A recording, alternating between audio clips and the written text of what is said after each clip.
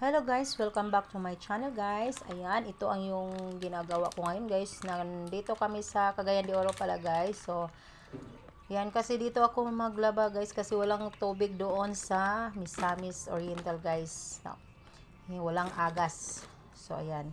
So, yung mga labuno namin guys, yung mga damit namin na dapat labahan na guys. So, dito ko dinala, dito ko muna guys, i-washing ko muna dito guys. So ayan kasi mga uniform to ng mga estudyante guys, ayan, ng mga anakis ko. Kasi ngayon, Domingo, Sunday, so ayan. So nagmamadali ako na maglaba na guys kasi magsisimba pa kami ngayon guys. So, yung misa is 7 a.m. So, ngayon, 6 na kapin. So, kinakailangan na magmamadali ako, guys. So, yan, pagkatapos ko, hindi pa ako tapos hanggang yung washing ko, guys, na hindi pa ako tapos. So, naghugas pa ako ng mga pinggan, mga plato, guys. Kailangan, bilis-bilisan ang mga, guys, galawan dito sa bahay. So, hindi na pala ako nagpa-rent ng bahay namin. So, kaya, maluwag na yung namin guys. Kasi, babalik na kami dito. Sa yung nag-rent sa amin guys, nakabili na sila ng bahay. Yung, lang guys, yung konti lang, yung maliit lang yung bahay na binili nila. At least hindi na sila nagre-rent. So sayang naman yung pera guys na mag-rent guys. So ayan, umalis na sila guys dito sa amin. So hindi na kami nagpapa-rent. So ayan, nandito kami sa simbahan guys. Hindi ko na nabinidyohan na pa. So ayan, katatapos lang yung simba. So ayan So malapit na kami makaka-uwi. So andito pala kami sa labas guys kasi puno ng simbahan. So ayan guys, andito na kami sa gulay kasi sa labas ng simbahan guys, mayroong mga nagtitinda ng mga gulay dito, mga prutas. Iba't ibang mga tinda nila dito guys, may mga ulam, may karne, may mga luto na guys. So ayan, nagbili pala ako ng mga gulay guys, dalhin ko doon sa Misamis Oriental guys kasi yung gusto ko yung mga gulay guys kaysa mga nilata guys. Ayoko nung kumain ng mga processing food guys. So kailangan bumili ako ng mga gulay. So ayan, gulay. So bili ako ng batong, kamote tops, tanglad, pang sahog. Ayan nagbili din ako ng mga guys,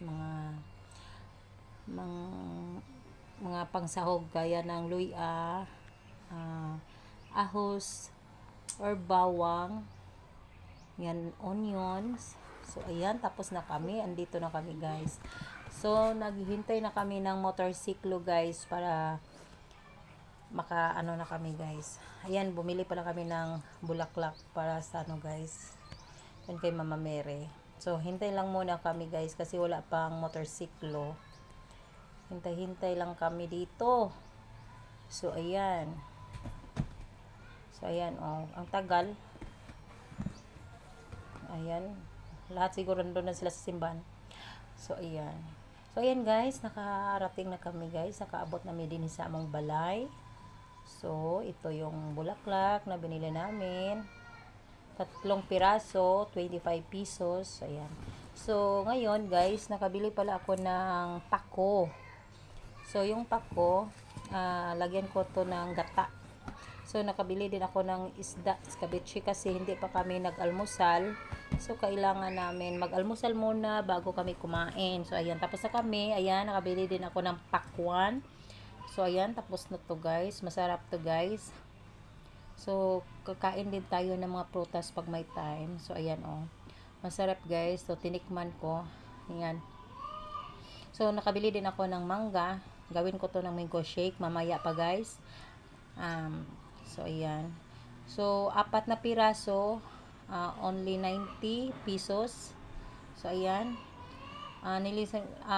Ito yung pako guys na gawin kong gulay ngayon. Ito yung ulam namin para sa paniod to namin guys for lunch. So, ayan kasi katapos na kaming nagkain ng maagahan namin. So, ayan. So, bilisan na natin guys.